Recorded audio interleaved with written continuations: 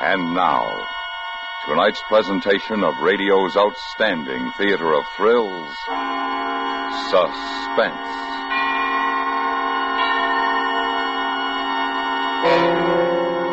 Tonight, in answer to many requests, we bring back a charming fantasy about a small boy who discovered a new world and lived forever after in its enchantment. We call it The Cave. So now, starring Richard Beals with Billy Chapin, here is tonight's suspense play, The Cave.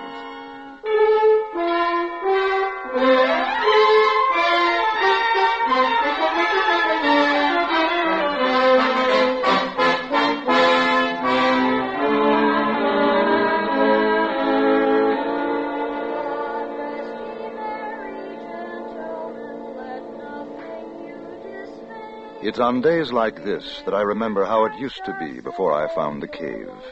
This day in particular. Of course, it's hard to see everything as it really was. Time has a habit of distorting the memories. Memories. Christmas. Christmas Day. What a long time ago that was. I was 10, and an unpopular uncle had distinguished himself by giving me a flashlight. It was enormous. 4 batteries, and a most incredible gleam to its metal case. I couldn't wait to try it out. And because it was still early afternoon, I could think of only one place that was dark enough for the exciting test. The cave. The big cave, whose mouth was near the sand dunes, and whose recess was rumored to be miles deep. George Fennell and I had never ventured more than 200 yards or so inside. But on that Christmas afternoon, I knew that the cold darkness of the cave would have no fears for George and me. We met near the dunes, as arranged, to compare notes on our respective Christmas presents. It was quite warm, and the snow was beginning to melt in patches. A few gulls were wheeling about nearby. It was as I have remembered it all my life. That's keen. Listen, I'd better work like a searchlight tonight. I guess it would, all right. Maybe they'll let us stay up tonight if it doesn't get too cold, and we could play pirate. I could use my new gun. I thought we might go in the cave this afternoon. Hey, that's keen. Uh-oh. Maybe they'll get sore. I had to get all dressed up today. We won't get dirty. Besides, we could go a real long way inside with this. I wouldn't want to go in too far. They say the cave goes off in a lot of tunnels. We could get lost. Maybe if you haven't got a flashlight. Sure, that's right. And with my gun, sure, we can explore. Come on. I'll race you to the cave.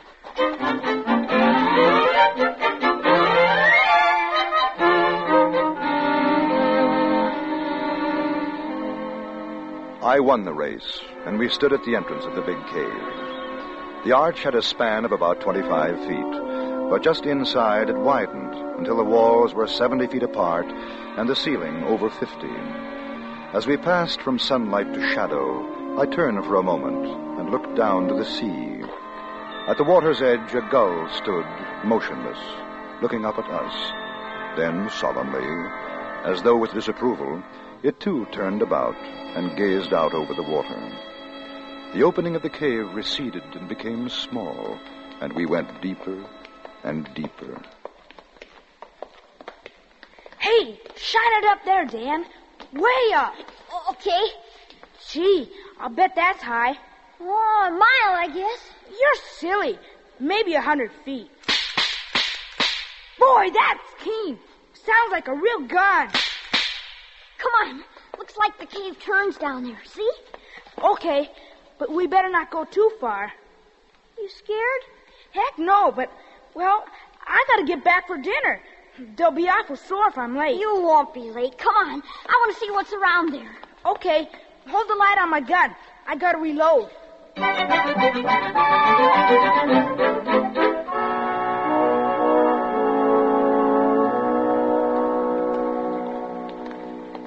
Fish?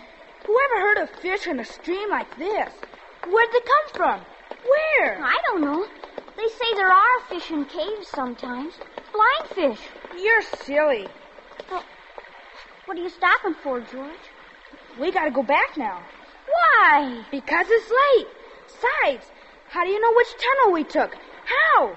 Maybe we could get lost. Listen, George, maybe if we kept on going, we'll find treasure in here. Treasure? Stands to reason. Maybe like in the pirate book. Somebody came here and buried treasure. Henry Morgan or somebody. No. Sure, stands to reason. Everybody's like you. They say no, but just suppose. If no one's looked, how would they know? I think we better get back. Maybe tomorrow we can look. The cave's getting awful narrow. We might even find old pirates' bones and swords. You've got too much imagination. I've heard them saying so at home.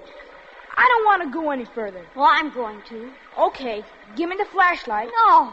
You want to go back? You go back. In the dark. Oh, I don't want to go back. You go back in the dark.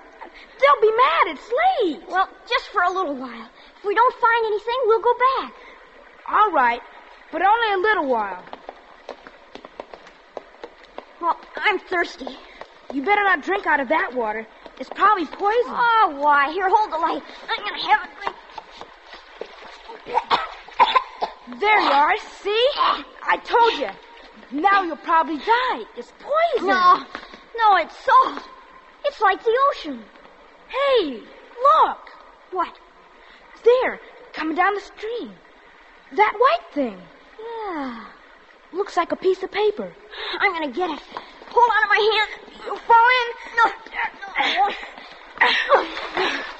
I got it. What is it? Oh, looks like a handkerchief. That's silly. It's too small. Who use a handkerchief like that? Well, my mother does. Gee, hate to blow my nose on that. You can almost see through it. How'd it get down here? Who cares? Maybe it's a message. Huh? Like from someone in distress. I'm going home. Like a damsel in distress in the pirate book. We've got to find out. Give me my flashlight. We'll follow the stream.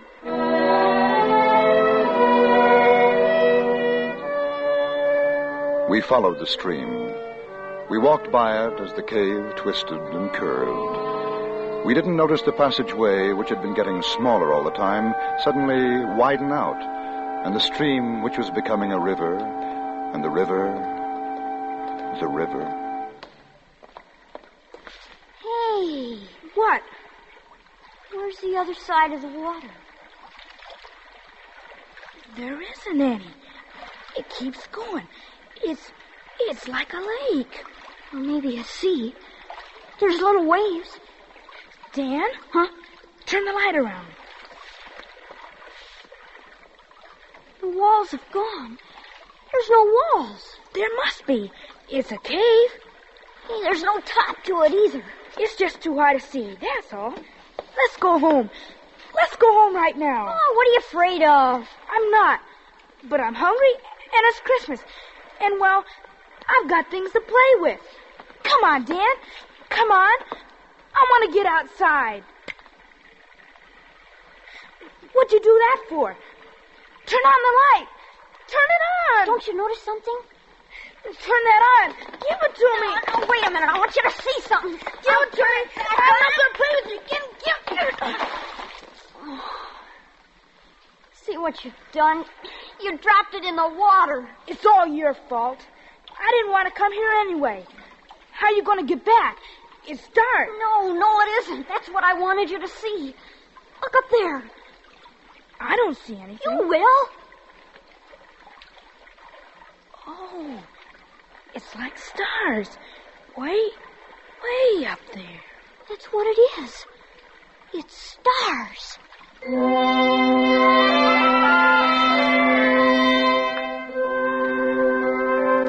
We stood there, George and I, 10 years old, and for a moment no longer afraid because of the wonder of the thing. There was light from a sky I knew I had never seen before. Yet I knew I was still in the big cave, because when I spoke, the echo of my voice returned. It's beautiful. I can't find the flashlight. The water's too deep. That's funny. You're always saying that. It's not going to be funny when you can't get home. Listen. Dan! Dan! Now you do it. just an old echo. Go on. George! George! There.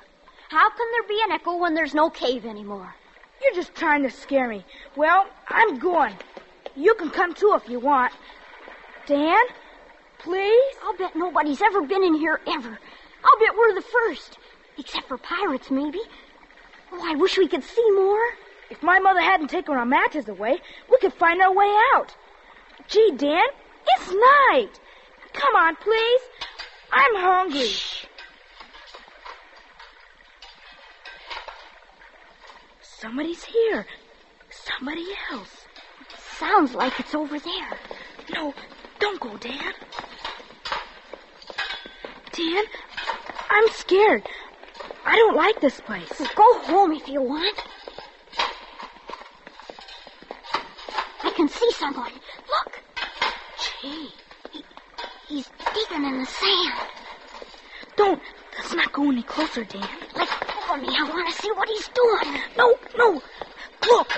There's some other people. They got swords. Aha! I caught you, Namby, you scurvy wretch. Look at him, bully. I just wanted to see if the treasure was still there. Shoot, I did. I'll show you what's there, you pot-bellied toad.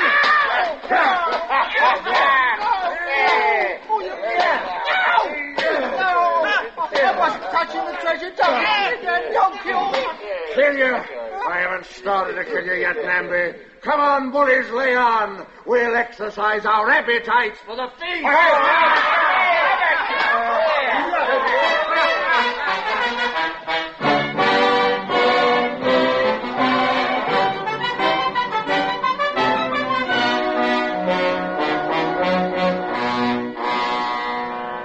You are listening to The Cave, tonight's presentation in radio's outstanding theater of thrills, Suspense.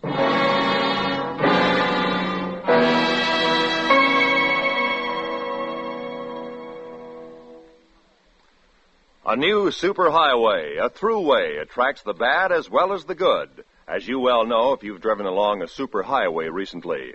But it's not the speeders and reckless drivers the FBI goes after tomorrow night on CBS Radio. It's a smooth schemer and swindler who's in operation as soon as a new superhighway is announced. He's cooked up a lovely plan for getting farmers and other landowners along the proposed right-of-way to fall for his tricks. The resulting story is timely and essential. Hear it tomorrow night when the FBI in Peace and War comes this way on most of these same stations. And now we bring back to our Hollywood soundstage Richard Beals with Billy Chapin, starring in tonight's production, The Cave, a tale well calculated to keep you in suspense.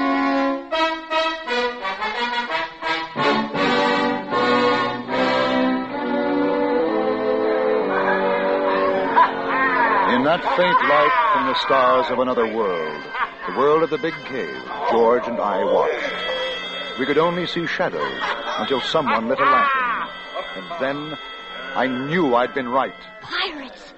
I want to go home. Pirates they were, the most glorious, the gaudiest pirates to sail under the Jolly Roger. The leader was a huge man with a fine, bushy beard and a voice like the trombone in the village band. How shall we cook him, bullies? Riled or Steve? Oh, Captain, no. Now he's too tough a morsel for that, Captain. I says roast him.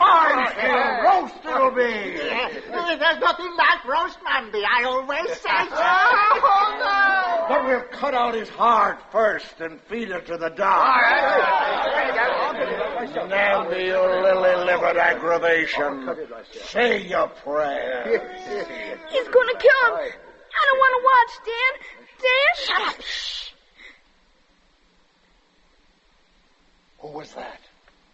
I don't know, Captain. Sounded like a boy. A boy? Mayhap- A boy? Mayhap it was the Lady Alicia. Will she be in the dungeon, Gonfalon? Aye, that's true. It came from over there. Hold the lantern high, Shell. Aye, Captain. They'll get us, Dan. We've got to run. Don't be afraid. If you're not afraid, nothing can happen. Do you see anything, Gonfalon? Oh, now, but... Save us all. 'Tis a boy. Nay, 'tis two on them. Scupper me! Boy! Hold the little demon. That's it. Boys. Two small boys. And now what shall we do with him, Captain? Hang him, I'll say. Aye. Hang him. They be after the treasure. You! Were it not Christmas, Namby, I should have turned you inside out. Hold your blister bladdering jaw, you. Aye, Captain, sir. Aye. Boy, what's your name? Dan Embry, sir. And that one? He's my friend, George. George Fennel. His father's a policeman. Where do you come from, boy? Greenfield. That's outside the cave. Cave? What cave? What do you do here? Whose spies be? Answer up now. We were just exploring, and we got here, that's all. Exploring? Where be your ship? We didn't come in a ship. No ship? They're boys, Captain. What harm can they do? Come, it's Christmas. I say feed them and send them on their way. What's Christmas got to do with it? If they be spies, it's the plague. No, we're not spies, honest. We'll look into this further. Meantime, the goose and suckling pig should be ready. I say it's time for the feast. How say you, bullies? Be a hungry boy. Yes? And him. He's hungry, too. Then join us on a Merry Christmas. For no man can say Captain Blackton lacks the Christian spirit. Am I right, Namby? Oh, you're right, Captain. Right as a rail. I'd have slit your gullet if you said me nay. Merry Christmas, and break out the rum.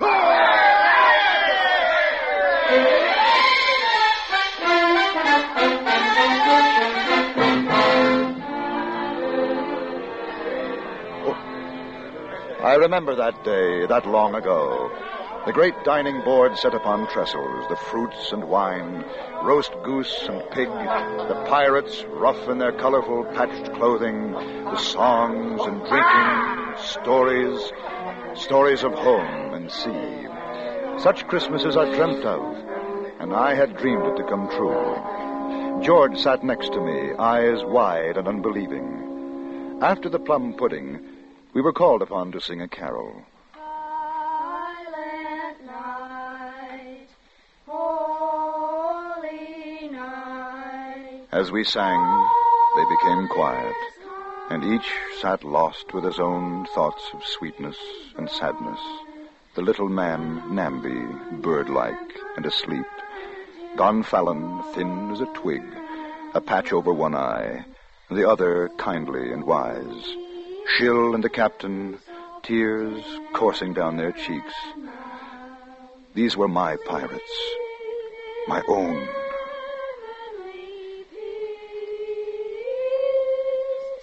Sleep in heavenly peace. Well done, I say. Well done. A dollop of rum for the boy. Captain, this been a happy day with us. Let's share it with those less fortunate. Less fortunate? Who? We are all well met. Well, the Lady Alicia. Nay, she be our prisoner. And until ransom be paid, so she will remain. Oh, what matter if she grace our table for the evening? It's been a long time since a woman has been with us. Very well. Send the prisoner here. Fetch her from the dungeon.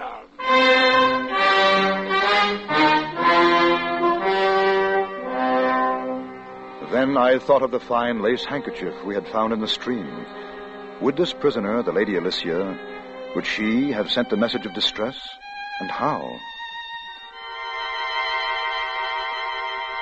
They brought her in, and to me, she looked as she should have looked. The most beautiful lady in the world, gowned in silks, with a pale but proud face. I fell in love with her, and I was 10.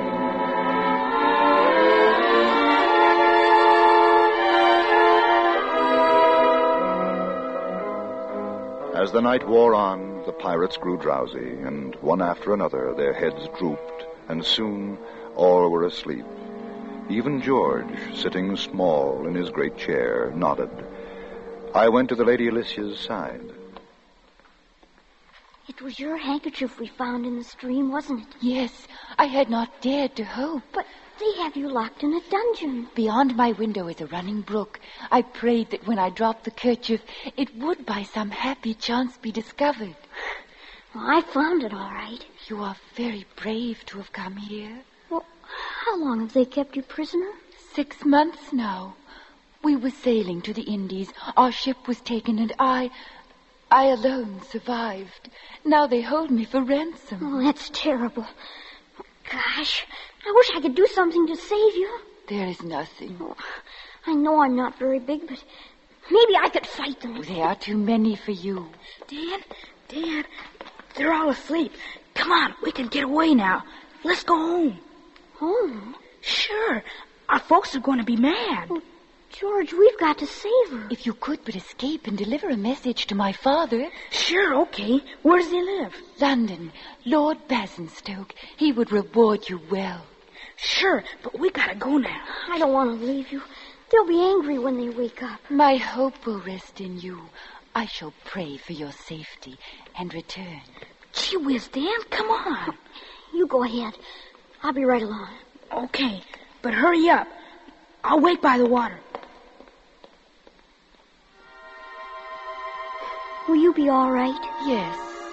Suppose I come back and you're not here. I shall try to leave a message. I'm Dan. I know. When I get older, I shall marry you. You're beautiful. I'll wait for you. Now you must go before they awake. I don't want to go. You will come back to me here. I love you. Hurry up, Dan. Gee whiz. I want to get home. They'll be mad. Mother said not to be late for dinner. We've got to save Lady Alicia. Don't forget. Okay, but hurry up. It's kind of dark, but I know which way to go. I don't want to fall in the stream and get all wet. I've got my good clothes on. You won't. I'm sorry I dropped your flashlight in. I'll save up and get you another. I don't mind. I'll bet it's awful late. I'm glad it's Christmas. Maybe they won't mind.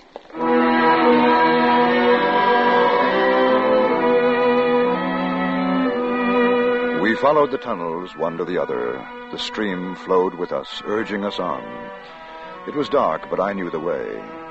We felt along the damp walls of the cave, and at every step we moved further away from my world. Suddenly, from a great distance, we saw a tiny circle of light, a dot, which grew and grew until it was the size of a golden sovereign.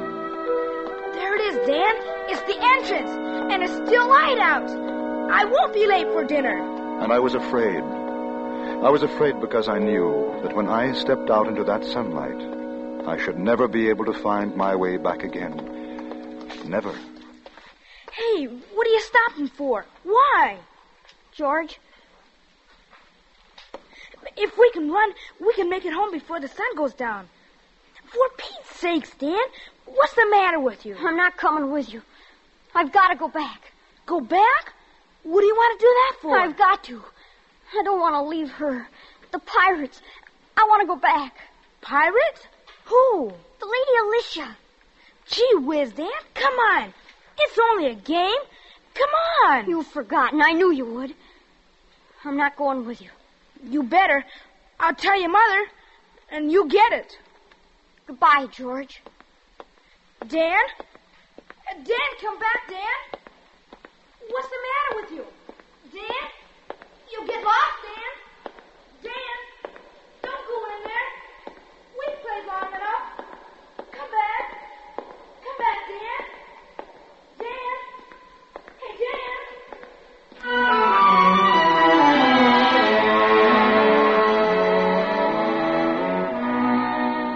had turned away from George and the speck of light that was outside.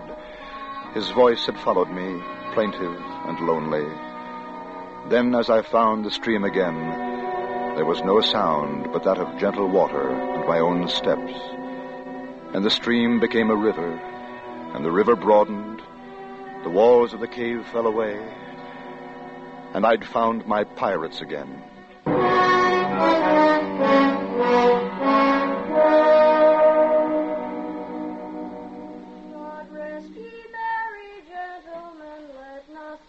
It's on days like this that I remember how it used to be before I found the cave. This day in particular. Sometimes I wonder what happened to George and what it's like outside the cave. But I don't really mind. After all, the Lady Lycia kept her promise and waited for me until I grew up. Now everything is as I'd always dreamed it in the books. Oh, Captain Blackton? He's still here. A little less ferocious, perhaps, than 20 years ago. Captain? Yes, Blackton? If you and my lady are ready, sir, the turkeys be cooked and the men wait in your pleasure. Very well, Blackton. Thank you. And a Merry Christmas. Thank you, Captain. Thank you, sir. And a Merry Christmas to you, sir.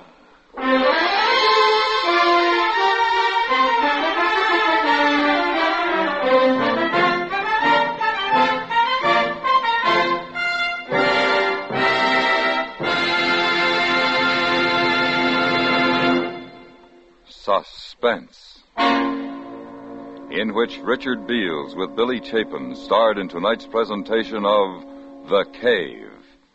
Next week, we bring you one of the great mysteries of the sea, a ship found drifting in perfect condition with but no human aboard. We call it The Mystery of the Marie Celeste. That's next week on Suspense.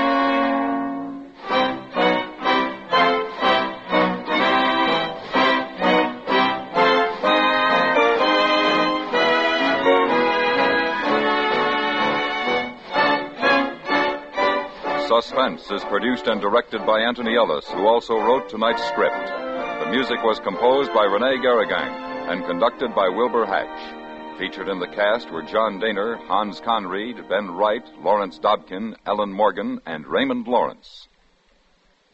Next Saturday, Christmas Eve, the whole nation is invited to the largest carol services ever held. CBS Radio is bringing you its great star, Bing Crosby, in a full hour of the beloved Christmas hymns and songs and airs from olden times to the present. You and your family are cordially invited to gather around your own Christmas tree as millions of other families gather around their trees and sing with this wonderful balladeer.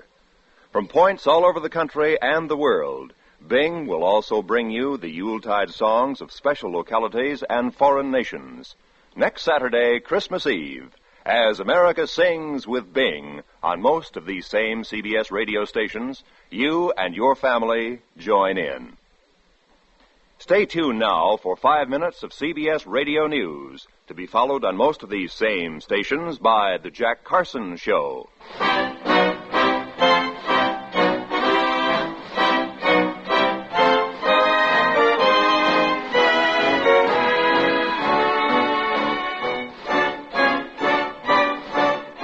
You hear America's favorite shows on the CBS Radio Network.